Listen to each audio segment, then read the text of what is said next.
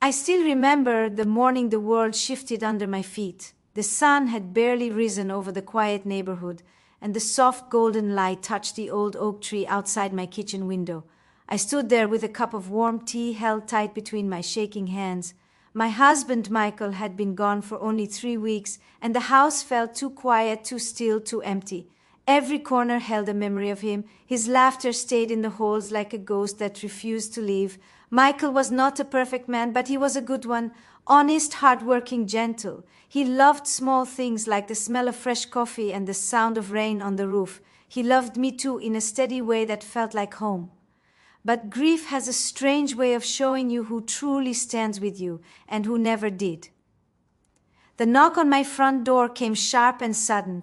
I opened it expecting to see my sister, maybe a neighbor bringing a plate of warm food, or maybe even the pastor from church. Instead, I found a woman standing there with bold lipstick, a tight dress, and eyes full of something cold. I had seen her once before at the hospital the day Michael died. She had stood far back near the wall, pretending she was waiting for someone else. I thought she was just a visitor. I never imagined she was anything more. She looked at me with a smile that felt like a blade. "So you must be Elaine," she said, her voice smooth and sharp at the same time. I nodded, though my heart had begun to pound. "Yes," I said. "Can I help you?" She crossed her arms and lifted her chin like she owned the air around her.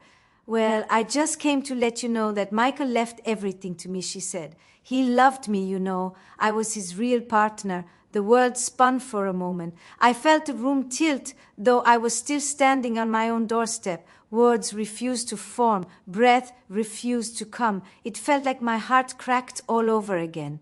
I remember whispering softly, "Please leave." But she pushed a stack of papers into my hand. "These are copies. The lawyer will call you," she said. Then she gave a cruel little smile and walked away swinging her purse like she had just won something. I closed the door and locked it fast. My hands shook as I slid down to the floor. I held the papers, but I could not read them. My eyes blurred with tears. I stared at the doorway where she had stood, the woman who claimed to be someone in my husband's life, someone he never mentioned. Not once. I kept whispering to myself, "This cannot be true. Not Michael. Not my Michael." The next few days moved like fog. Calls from people who meant well. Visits from folks bringing casseroles. Nights where I stared at the ceiling, unable to sleep. But the pain of those papers sat in my chest like a heavy stone. Then the lawyer called. He asked me to come to the office. His tone was gentle but serious, and that scared me even more. When I sat across from him, he looked at me with sad eyes. "Elaine, I know this is a hard time," he said, "but a woman named Tiffany has come forward with a will. She says Michael left his home, his savings, and his belongings to her." I felt heat rush into my face. My throat tightened. I managed to say, "I do not believe this. Something is wrong. Michael would never do that. He was not that kind of man." The lawyer nodded slowly. "I have known Michael for years, and I will be honest, Elaine, this does not feel right to me either. But until this is settled, we must follow legal steps." I left the office with a deep ache spreading through my chest. I walked through the parking lot feeling like the whole world was watching me fall apart. How could I fight something like this? I had no money for a long battle. I had no strength left after losing Michael. And yet something in my heart kept whispering, "Do not give up. Michael loved you. There is more to this story." That night I sat alone on our old couch, the same couch we had bought in our first year of marriage. I looked through old drawers and dusty boxes, hoping to find anything that could help. And then in the back of Michael's desk, hidden under old receipts and faded notes, I found a small envelope with my name written in his handwriting. Soft, shaky, careful, my breath caught as I opened it. Inside there was a letter and something else folded neatly behind it. My hands trembled as I read his words. He wrote about love, about trust, about wanting to take care of me even after he was gone. And then he wrote something else. Something that changed everything. "Elaine, if something happens to me, the real wheel is with Mr. Roland in his safe." I kept it there because it is the only place I trust. I pressed the letter to my chest. Tears streamed down my cheeks. But this time they were not just tears of grief. They were tears of strength. A fire lit inside me. A quiet, steady fire. I stood up, wiped my face, straightened my shoulders, The mistress thought she had taken everything, but she had no idea what was coming, because I had just found the truth and I was going to fight with courage, with dignity, with the love Michael left behind. The next morning I woke up before the sun. The house still felt heavy with memories and silence, yet something inside me had shifted. It was as if Michael's letter had wrapped a gentle hand around my heart and lifted it up.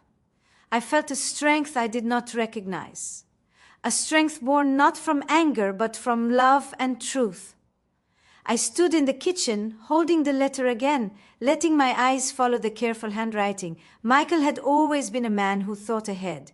He planned for storms even on bright days, and now that planning was what could save me, I drove to Mr. Rowland's office as soon as it opened. The air felt cool on my skin, and the sky held a soft morning light. I sat in the small waiting room, feeling my hands shake just a little. I was scared, but I kept hearing Michael's voice in my mind, gentle, steady, telling me to breathe. When Mr. Rowland stepped out of his office and saw me, his face softened. "Elaine," he said, quietly, "I was wondering when you might come by." We went into his office and he closed the door gently. He sat down across from me and folded his hands in front of him. "Mr. Rowland," I said softly, Michael wrote, "that the real will is with you. He said he trusted you." The older man nodded slowly, then stood and walked to the tall safe in the corner of the room. My heart thudded loudly in my chest as he entered the code and pulled the heavy door open. Inside was a thick envelope sealed and marked in Michael's handwriting. He held it with great care as he brought it to the desk. "Elaine, this is the last one Michael gave me," he said. "He told me to protect it because he feared it might be challenged one day. I never understood why until now." My breath trembled as he placed the envelope into my hands. The weight of it felt like the truth itself resting against my palms. I opened it slowly, and the papers inside were neatly arranged. My eyes scanned the familiar name again and again. Not once did the other woman's name appear. Everything Michael owned was left to me, just as he always promised. A soft sound escaped me, a sound that was half relief, half heartbreak. Tears gathered, but I did not hide them. They fell freely onto my hands as I whispered, "Thank you, Michael." Mr. Rowland reached for a tissue box and pushed it gently toward me. "Elaine," he said, his voice low and full of sympathy, "you will need to take this to court. Do you have someone who can help you through the legal process?" I shook my head slowly. I had never been in a courtroom. I had never fought anyone in my life. I was a quiet woman who kept to herself. My days had been filled with gardening, church visits, and helping the neighbors' children with schoolwork. Fighting a woman like Tiffany felt like stepping into a storm I was not built for, but I felt Michael's voice inside me again. Strong, calm, loving, telling me, "You can do this. You are stronger than you think." I looked at Mr. Rowland and took a deep breath. "Yes," I said, "I will find someone. I will not let that woman take what is not hers." When I stepped outside, the sunlight felt warmer than before. I held the envelope against my chest like a shield. The parking lot was quiet. Only the sound of a bird calling from a tree broke the silence. For the first time since Michael passed, I felt hope blooming inside me like a small, stubborn flower pushing through hard soil. But hope is often tested. And that test came much faster than I expected. That evening, there was another knock at my door. I hesitated before opening it, and when I did, I immediately regretted it. There she was again, Tiffany, dressed in shining heels and an outfit that looked more suited for a night out than a visit to a grieving widow. Her smile stretched wide, but it never reached her eyes. She tilted her head and said, "Well, look at you. I came to see how you are taking everything. After all, you will have to move out soon once the papers go through." I stood still, holding the edge of the door. A small nervous tremble moved through my chest, but I kept my voice steady. "Michael did not leave anything to you," I said. "I have the real will now." Her smile vanished at once. Her eyes narrowed with something dark and mean. She stepped closer and jabbed a polished finger toward my face. "You think you can beat me?" she hissed. "I was with him. He told me things. He promised me things. You are nothing but old news." The words hit me hard, but they did not break me. I stepped back and spoke as calmly as I could. "You can take this to court if you want, but the truth will stand. The rage that crossed her face told me everything. She did not care about truth. She cared about winning, about taking what was not hers. She stormed away, leaving the strong smell of her perfume hanging in the air like smoke after a fire. I closed the door slowly and locked it. My hands shook, but not from fear this time, from determination. A fire had taken root in me, a fire that whispered, "She cannot bully you. She cannot take your life apart." Her office was small, yet welcoming, with soft light and the faint scent of coffee. I sat down across from her, feeling the envelope with the real will in my purse like a heartbeat of truth. She folded her hands and looked at me with quiet attention. "I want you to start from the beginning," she said. "Tell me everything you feel comfortable sharing."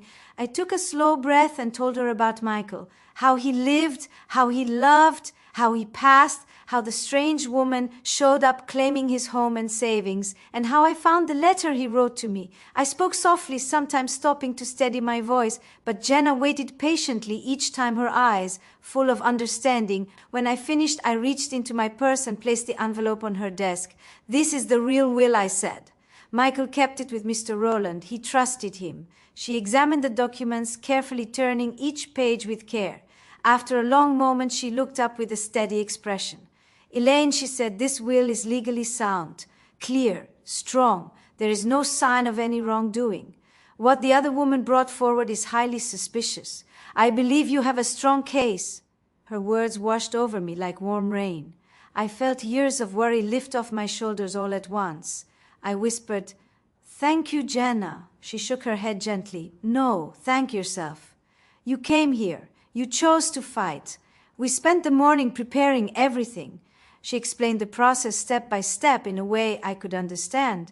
I listened as best as I could, letting her calm voice guide me through words that usually made my head spin. Filing dates, hearings, testimonies, evidence. It all sounded terrifying, but Jenna made me feel safe, like I was not walking into the storm alone. When I left her office, the sun shone bright over the street. I held the paperwork close to my chest and felt a strange mix of fear and strength. For the first time in weeks, I felt like maybe, just maybe, I could win this. But trouble came quickly. Later that afternoon, as I stepped out to check the mail, I saw Tiffany across the street, leaning against a shiny red car with her arms crossed, her eyes locked onto me with a sharp, cold glare. I froze for a moment, feeling the air tighten around us. She pushed off the car and walked toward me with slow, deliberate steps. "Well, Elaine," she said in a voice dripping with false sweetness, "I hear you found a lawyer. Cute. But it will not help you. I have more proof than you think." I looked at her steady, though my hands trembled at my sides. She took another step closer, lowering her voice. "He loved me, not you. He told me everything. You were just the woman he stayed with because he felt guilty." Her words felt like a slap, painful, sharp. But something inside me hardened. A voice deep within whispered, "Do not fall for this. Do not let her break you." I lifted my head and met her gaze. "I do not believe a single word you say." For a moment her face twisted with pure anger. She leaned in so close I could smell her perfume, heavy and bitter. "You are going to lose," she hissed. "And when you do, I will make sure you regret fighting me." Then she turned and walked away, her heels clicking against the pavement like small angry sparks. I stood there breathing slowly, letting my heart settle.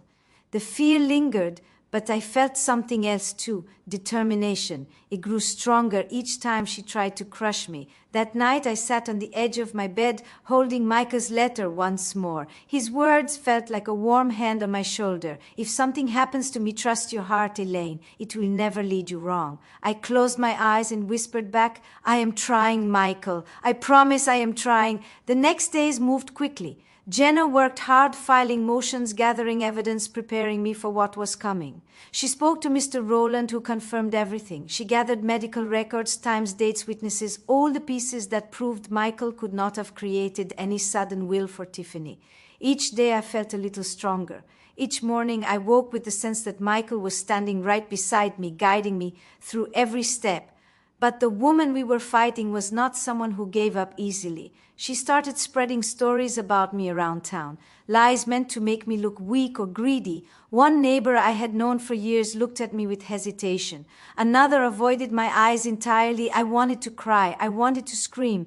But I held myself together because truth has a way of standing tall even when surrounded by shadows. One evening, as I sat outside on the porch watching the sky shift into soft purple shades, my neighbor Mrs. Turner walked over holding a small plate covered with foil. She wore a kind expression that made my eyes sting. "I made you a little dinner," she said. "I know things are hard right now, and I believe you, Elaine. I always have."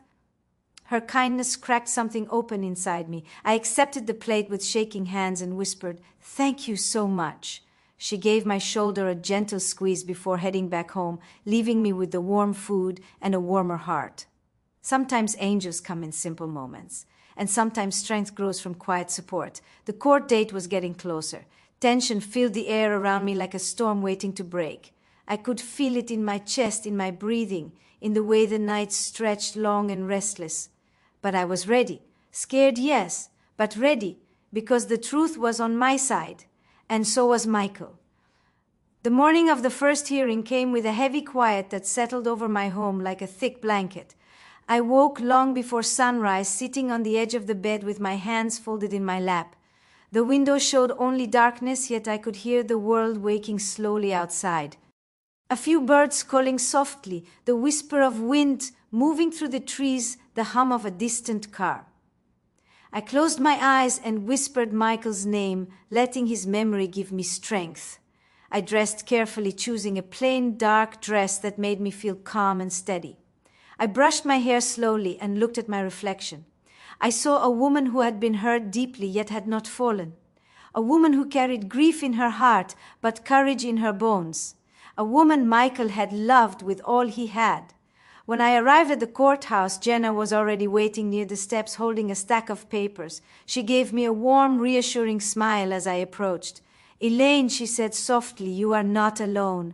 We are going to walk through this step by step." I nodded, feeling a tremble in my knees, but her steady presence kept me from losing my balance. The courthouse was large and cold, with high ceilings and polished floors that echoed every footstep. My heart pounded through my chest as we walked down the long hallway. The walls felt tall, like they were watching every move I made. Inside the courtroom, the air felt still and heavy. People sat scattered across the benches waiting for their own cases. I sat beside Jenna, clutching my purse tightly while she organized the documents in front of her. The clock on the wall ticked softly, each second stretching into what felt like a full minute. Then I saw her. Tiffany walked in wearing a bright dress and high heels that clicked across the floor with sharp confidence. She carried a wide smile that looked painted on, and her eyes sparkled with something unkind. She sat at the opposite table with a lawyer who looked older and very serious. She leaned toward him, whispering something while glancing at me with a smug tilt of her head. My stomach tightened, but I took a slow breath. I remembered Michael's words. "Trust your heart, Elaine. Truth does not need to shout." The judge entered and everyone rose. His presence filled the room with a firm, steady energy. When he sat, we all settled back into our seats, and the hearing began. Jenna stood gracefully, introducing our case with clarity and respect. She spoke with a calm strength that made me feel anchored even in the storm. When the judge asked to see the documents, Jenna handed him the real will, along with the letter Michael wrote to me and the testimony statement from Mr. Rowland. The judge took his time reading each page carefully. I watched his eyes move slowly and steadily across the lines. Each moment felt like the air itself held its breath. Then Tiffany's lawyer stood, presenting the will she claimed was real. It looked freshly printed, and the judge raised his brows slightly. He studied the signature closely. His expression gave nothing away, which made my heart tighten even more. Then came the moment that shook the room.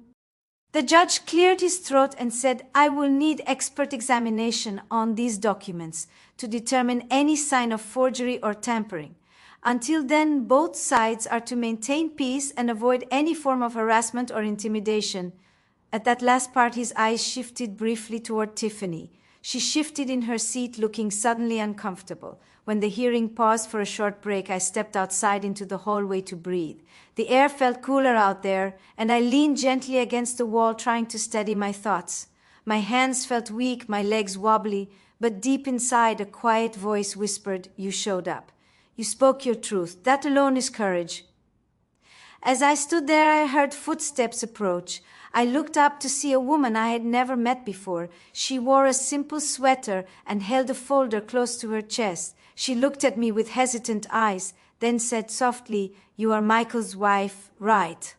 I nodded slowly. "Yes, I am." She took a breath and stepped closer. "I worked at the hospital," she said. "I saw that woman there a few times. She would wait near the nurses' station, but she never visited your husband. Not once. She only looked in through the window of his room, acting like she knew him. We all thought she was just curious or confused, but she never spoke to him, never touched him, never cried for him." Her words hit me like a sudden light breaking through dark clouds. My breath caught in my throat. "Are you willing to share this with the court?" I asked softly. She nodded with quiet determination. "Yes, I could see you are fighting alone. I thought maybe I could help. Michael was a good man. He cared for people. Someone should care enough to stand up for him now."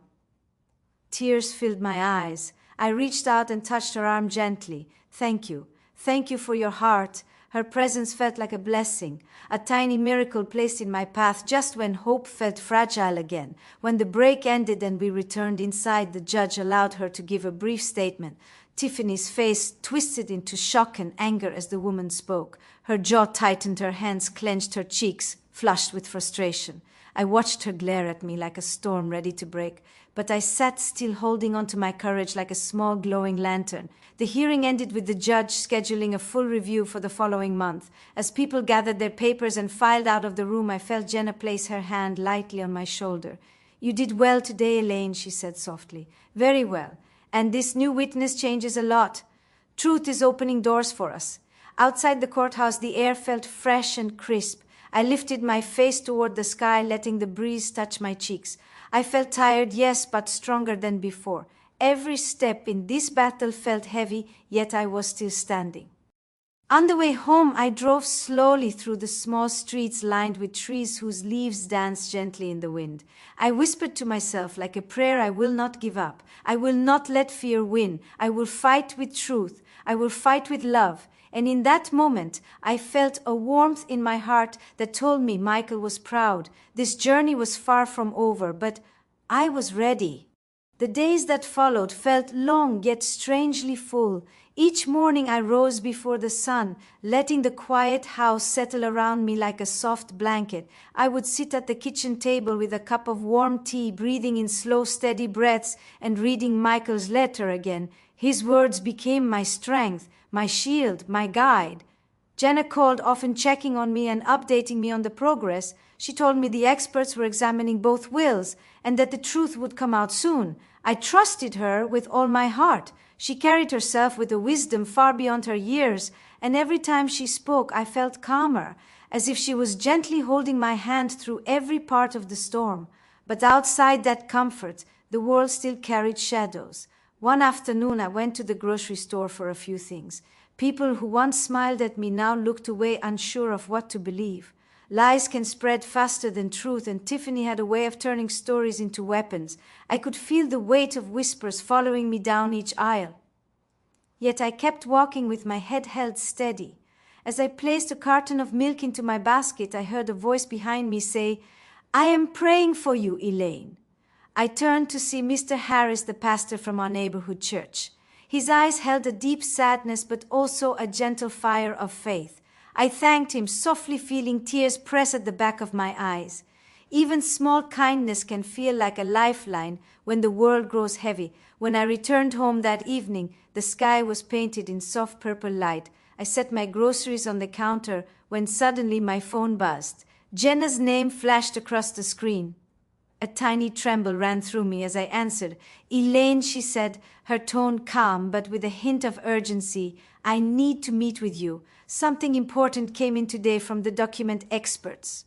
My breath caught. "I will come right now," I said. Inside her office, the light was dim, the sun already lowering behind the buildings. She placed a stack of papers on the desk in front of me, then looked into my eyes with a steady expression. "The signature on the will Tiffany submitted is not real," she said. "The experts confirmed it. It shows clear signs of digital manipulation. It is a forgery." I felt the world pause around me. Relief rushed through me like warm water, filling every weak and frightened place inside. My hands covered my mouth as I whispered, "Thank you, God, thank you." But Jenna held up a gentle hand. "There is more," she said. The date on her document is after Michael was already sedated at the hospital. He would not have been able to hold a pen, much less sign anything. I closed my eyes, letting the truth wash through me like light breaking through a long dark tunnel. But just as hope began to rise, Jenna leaned back slightly and said softly, "We must be careful, Elaine. People who forge documents can become desperate. She will not want to lose. So stay safe. Be watchful. Let me know if anything strange happens." I nodded, though fear pricked at the edges of my heart. Tiffany was unpredictable. She held a darkness that came from wanting something she never earned, and she had already shown how far she could go. But I refused to let fear pull me down again. That night I stepped onto my porch and looked at the sky. Stars were beginning to appear, tiny lights scattered across a deep blue canvas. I hugged my arms around myself and whispered, "Michael, the truth is coming out. I hope you can hear me. I hope you know I am still fighting for us." The wind moved softly through the trees, and for a moment it felt like a gentle hand brushing my cheek. A few nights later, I found a strange piece of paper taped to my front door. Bold words scratched in messy handwriting. "You will lose. Back off or you will regret it." My heart dropped. I felt the paper shake in my hand. I looked around, but the street was empty, the night too quiet. A cold wave of fear washed through me. For a moment I stood frozen, unable to breathe. Then I stepped inside, quickly locking the door and drawing the curtains shut. I called Jenna right away, telling her everything. Her voice stayed calm but serious. "I will report this," she said, "and I want you to stay alert. You are not alone, Elaine. I am here and we will not let anyone scare you into silence." Her words steadied me. I sat on the couch, clutching one of Michael's old sweaters to my chest, breathing in the faint scent of him still woven into the fibers. I whispered, "Please give me strength. Please let me get through this." The next few days passed quietly, though tension hung in the air around me like a shadow that refused to leave. I checked my doors twice every night, made sure the porch light stayed on, and kept Jenna updated on everything. Then one evening, just as the sun dipped low, I heard a soft knock at my door. My heart fluttered nervously. I hesitated before opening it, just a crack. Standing there was a young man with a hesitant look in his eyes. He held a small notebook in his hands and shifted nervously on his feet. "Ma'am," he said softly, "I am sorry to bother you. My name is Leo. I work at the printing shop on Lincoln Avenue. I think I have something you should see." My pulse quickened as I stepped outside, closing the door gently behind me. "What is it, Leo?" I asked. He opened his notebook and showed me a printed page. The paper looked almost identical to the forged will Tiffany had submitted. I felt the breath leave me. He swallowed hard and said, "A woman came in a few weeks ago asking us to print this. I overheard her arguing on the phone, saying she needed it fast." I thought it looked strange. Then I saw the news about the case, and I felt like I needed to come forward. My eyes stung with emotion. This young man had brought another piece of the truth right to my doorstep. I nodded slowly and whispered, "Thank you, Leo. Thank you for your courage. Would you be willing to tell this to my lawyer?" He nodded firmly. "Yes, ma'am. I want to do what is right." As he walked away, I looked up at the evening sky. The light had grown soft and golden, brushing over the rooftops and trees. The world felt heavy still, but hope shimmered inside me, steady as a heartbeat. The battle was far from over, but the truth was gathering around me like a growing flame, and I knew deep in my soul the day would come when everything would be revealed. The next week moved like slow, heavy rain dragging across the days.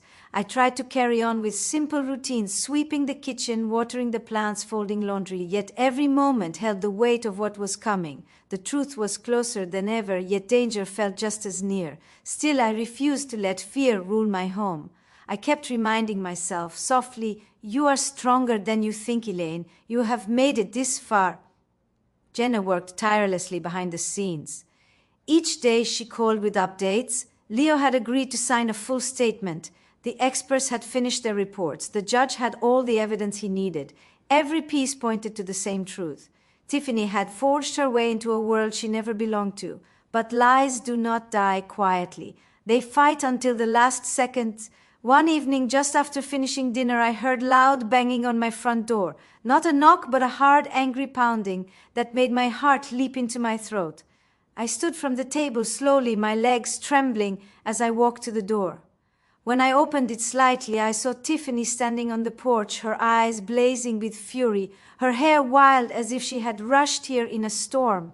She pushed the door open wider with her arm, forcing her way inside before I could stop her. Her voice rose sharp and breathless, filled with rage. "What are you doing, Elaine?" she screamed. "Why are you trying to ruin everything for me? You think you can win? You think people will believe you over me?" I stepped back, my hand pressed to my chest. "Tiffany, please leave my house," I said quietly. "I am asking you to go," but she ignored my words. She moved around the living room, pacing like a trapped animal. I saw her hands shaking, her breath fast. She looked desperate in a way that frightened me deeply. She pointed at me with a trembling finger. "You had your life," she yelled. "You had your years with him. He wanted a new life. He wanted me." Her voice cracked on the last word, and for a moment I saw something in her eyes. Not love, not grief, but obsession. She had created a fantasy in her mind, and she was willing to tear anyone apart to protect it. I stood my ground, though fear pulsed through me like a drumbeat. "Michael never wanted a life with you," I said softly. "He wrote the truth himself. You need to accept that and leave." She let out a harsh, bitter laugh.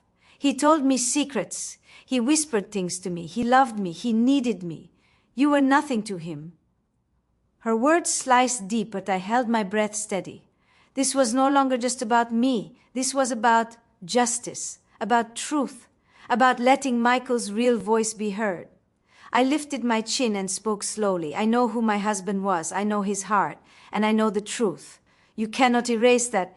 For a second she stared at me with pure fury burning in her eyes. Then she lunged forward, grabbing a picture frame from the table and throwing it against the wall. The glass shattered into tiny pieces across the floor.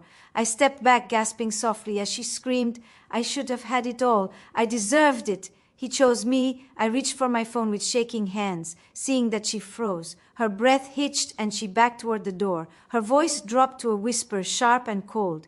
"If you take this to court, I will bury you. You hear me? I will bury you." Then she ran out, slamming the door behind her so hard the windows rattled. I sank onto the couch, my heart pounding like it might burst. Tears filled my eyes, not from the threat, but from the painful truth that someone could hold such darkness. I pressed my shaking hands together and whispered over and over, "Michael, please watch over me. Please guide me through this." After Elaine, before we entered the courtroom, I closed my eyes and whispered a small prayer. "Michael, guide me. Give me strength. Help me speak with a calm heart." Inside the courtroom, the air felt thick, like every breath carried weight. The judge sat tall and solemn. A few reporters waited quietly on the side. And then Tiffany walked in. She wore a fitted black dress, her hair styled neatly, her makeup perfect. But something in her face looked different today. Not confident, not victorious, but cornered. When she saw me, her eyes narrowed into a cold, hard stare. Her jaw tightened, as if she were ready to sink her teeth into anyone who got in her way. For a moment, she looked like someone trapped between fear and fury. The hearing began. Jenna stood and presented every piece of evidence one by one with firm clarity. The judge listened carefully. The room stayed silent except for her steady voice. She showed the handwriting analysis, the bank statements, the testimony from the printing shop, the nurse report, the recording of Tiffany threatening me near my home. Tiffany shifted in her seat, her breaths growing sharper with each passing minute. Then Leo walked up to the stand. He looked nervous but determined. He spoke slowly, telling the judge everything he had seen and heard during the time he worked with Tiffany. How she bragged about using charm to get what she wanted. How she spoke about the estate before Michael was even gone. how she claimed she deserved a better life and would do anything to take it. His voice shook at the end. "I regret not speaking sooner," he said. "I am sorry, Mrs. Lewis, truly sorry." When he stepped down, I felt tears pool in my eyes, not from pain, but from a soft, deep kind of relief. Then it was Tiffany's turn. She walked to the stand with confidence forced into every step. She lifted her chin, trying to look composed. But the moment questions began, her smooth mask cracked, her answers twisted, her voice wavered. She contradicted herself again and again. The judge noticed, everyone noticed. At one point she raised her voice, shouting, "That man loved me. He told me things he never told her. He wanted to leave everything to me. I earned it." The judge frowned. "Miss Turner, please calm down and answer the questions directly." She snapped her mouth shut, but her eyes burned with a wild, desperate fire. When all testimony ended, the judge sat silently for several long minutes, reviewing everything. The room felt frozen. I pressed my hands together, praying silently, hoping, trusting. Then he spoke. "The court finds substantial evidence of forgery, fraud, and intentional misrepresentation. The estate rightfully remains with Mrs. Lewis. Further actions will be taken regarding Miss Turner's conduct." His words landed like a warm, heavy wave, washing over me with relief so deep it made my breath tremble. Tiffany's face twisted with shock. She stood up quickly, her voice rising in disbelief. "You cannot do this. You do not understand. That money was mine. It was supposed to be mine." But the guards gently approached her, and she finally fell silent. Her eyes locked on me, filled with rage. But I did not look away. I stood tall, steady, calm. I had survived everything she threw at me, and now justice had spoken. Outside the courthouse, the sky felt brighter, like the clouds had parted just for me. Jenna placed a gentle hand on my shoulder. "It is over," she said with a soft smile. "You protected Michael. You protected his truth." I felt tears slip down my cheeks, warm and quiet. I looked up at the sky and whispered softly, "We did it, Michael. Your voice was heard. Your truth stayed strong." As the breeze moved gently around me, I felt a peace I had not felt in months. The long storm had finally passed. But this was not the end. This was the beginning of my healing. The drive home after the hearing felt different than any drive I had taken in a long time. The world outside the car window looked softer and brighter, like the air itself had let go of a heavy weight. I rested my hands in my lap, letting the quiet hum of the car settle my nerves. Jenna did not talk much, and I appreciated that more than she knew.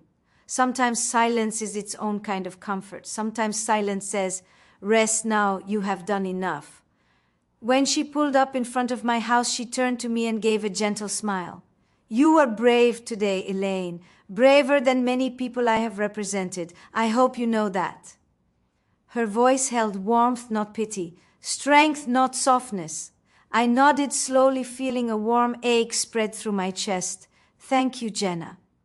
Truly, you helped me stand tall." She reached out and gave my hand a small squeeze. "If you need anything, call me." And then she drove away, leaving a small trail of dust glittering behind her in the soft afternoon light.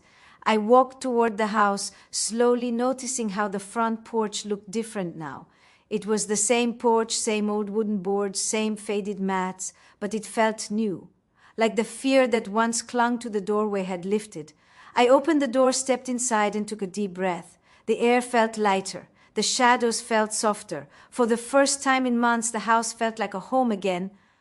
I set my purse down on the table and walked into the living room. The old picture of Michael and me from our early years sat on the mantel. I picked it up and held it against my chest. The weight of it, the memory of it, brought tears to my eyes, but these tears felt different. They were not born from grief alone. They were born from gratitudes, from love, from the quiet, knowing that I had honored him. I sat on the couch for a long time, letting the peaceful silence fill the room. My body felt tired yet light. My heart felt bruised yet stronger than ever. I closed my eyes, whispering softly, "Michael, I hope you are proud. I hope your spirit rests easy now." As evening approached, I stepped outside to water the small garden in front of the house. The flowers had suffered during the storm of the past months, yet many of them still stood tall, reaching up toward the fading sun. I knelt in the dirt, gently brushing a petal between my fingers. If these small flowers can survive all kinds of weather, I thought, then so can I. While I watered the soil, I heard the sound of footsteps approaching. When I looked up, I saw Leo standing at the edge of the walkway, holding a small box in his hands. His posture looked cautious, like he did not want to frighten me. His eyes held a mixture of guilt and hope. "May I talk to you for a moment, Mrs. Lewis?" he said softly. I nodded and stood up, brushing the dirt off my knees. "Of course, Leo." He came closer and held out the box. "This was left at the estate office after Michael passed. It was labeled for you, but it somehow ended up with the wrong files. I found it last night, and I thought you should have it." My breath caught as I took the small wooden box from him. The surface was smooth and familiar. Michael had loved woodwork. He made little boxes whenever he had spare time. My fingers traced the carved edges gently. "Inside you will find something personal," he added. I did not open it. I thought it was not my place. "Thank you, Leo," I whispered. "Truly." He nodded slowly. "I know I said it before, but I need to say it again. I am sorry. I let her manipulate me. I let greed blind me. I let fear silence me. But watching you fight with so much grace reminded me of what is right. You deserved better." I looked at him with a soft, steady gaze. "We all make mistakes, Leo. What matters is whether we choose to fix them. You chose to stand up. That means something. That means a lot." His shoulders relaxed just a little. He gave me one last nod, then walked away quietly, leaving me standing under the soft golden glow of the evening. I carried the wooden box back inside and sat down at the kitchen table. My hands trembled slightly as I opened it. Inside was a folded note and a small blue velvet pouch. My breath hitched as I picked up the note first. It was Michael's handwriting, gentle and familiar. "My love, if you are reading this, then I am gone. But do not let grief take your light. You are stronger than you believe and braver than you know. I have left a gift for you in the pouch. Keep it close. It is small, but it carries the warmth of every day we shared. Yours always, Michael." My vision blurred as tears filled my eyes. I opened the pouch slowly. Inside was a simple silver locket shaped like a small heart. When I opened it, I found a tiny picture of us together taken many years ago. He looked young and full of joy. I looked shy and happy. Seeing it felt like a gentle hand resting over my heart. I pressed the locket against my chest and closed my eyes. His love surrounded me like soft, warm air. His voice whispered in my heart like a steady hum, "You are not alone, Elaine. You have never been alone." That night, I slept more peacefully than I had in months. I held the locket in my hand as I drifted off. And for the first time since the storm began, I felt truly safe. But healing is a journey, not a moment. And though justice had been served, there were still new roads waiting for me. Roads I never imagined walking. Roads that would test me, teach me, and change me in ways I could not yet understand. And I was ready for them. Ready in a way I had never been before. The days that followed felt gentle like a soft breeze moving through the quiet corners of my life. For the first time in a long while, I woke up without fear pressing against my chest. I moved through the house with a calm rhythm, opening curtains, letting sunlight spill across the floors, and breathing in the new peace that settled over everything. Each morning I touched the little silver locket around my neck. It rested warm against my skin like a small, steady heartbeat. Each time I held it between my fingers, I felt Michael's presence guiding me in quiet ways. Not loud, not dramatic, just a soft reminder that love does not vanish when life changes. Love stays, it lingers, it supports. I spent more time in the garden too. The early summer air felt fresh and hopeful. I would kneel in the dirt and pull weeds gently, making space for the flowers to breathe. The sun warmed my shoulders. The birds sang softly. And with every small task, I felt myself healing piece by piece. But healing is not only quiet. Sometimes it arrives in the form of people you never expected to meet. People who walk into your life right when your heart is ready for something new. One afternoon while I was tending to the roses, I heard a voice call out from the sidewalk. "Excuse me, Mom, are you Elaine Lewis?" I looked up, wiping soil from my hands. A tall woman stood near the fence holding a small notebook. She wore a soft gray dress and her face held a gentle expression full of sincerity. "Yes," I said cautiously.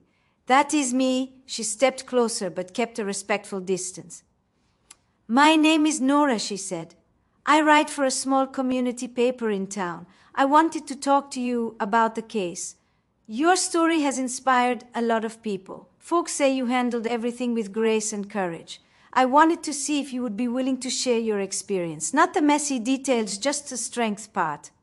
For a moment I did not know what to say. Me, an inspiration that felt too big, too heavy, too strange. I had been through so much, and most days I felt like I was simply surviving little by little. I rubbed the side of my arm, softly thinking about it. I am not sure I told her. I am not someone special. I just held on to the truth. Her smile grew warmer. "Sometimes that is exactly what makes a person special, ma'am." I thought about Michael then, about how he always said I had a quiet strength, how he believed in me even when I doubted myself. I felt his voice nudge gently inside me. "Share your story, help others stand strong." So I nodded. "All right, Nora, you can come by tomorrow, but I do not want anything dramatic, just something honest." She agreed at once, her smile bright as morning light. "Thank you. I think many people will learn from you." After she left, I stood in the yard, feeling a faint stirring inside me. Some small part of my heart felt ready to step forward into the world.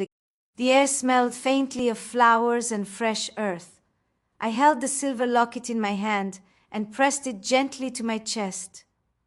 Michael's presence felt near, as if he had been watching over me, all along guiding each step of the journey. I spent the early hours tidying the house, slowly folding clothes, sweeping floors, letting the quiet rhythm of work settle my heart.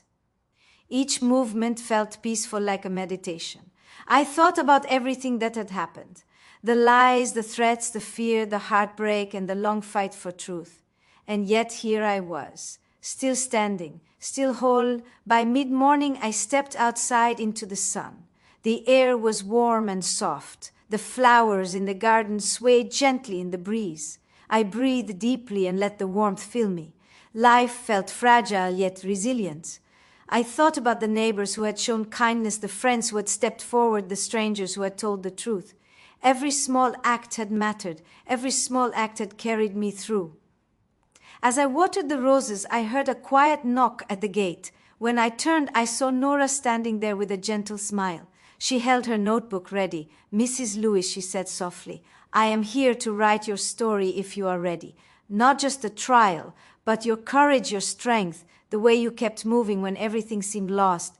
I paused, looking at her. For a long moment I thought of all I had endured and all I had learned.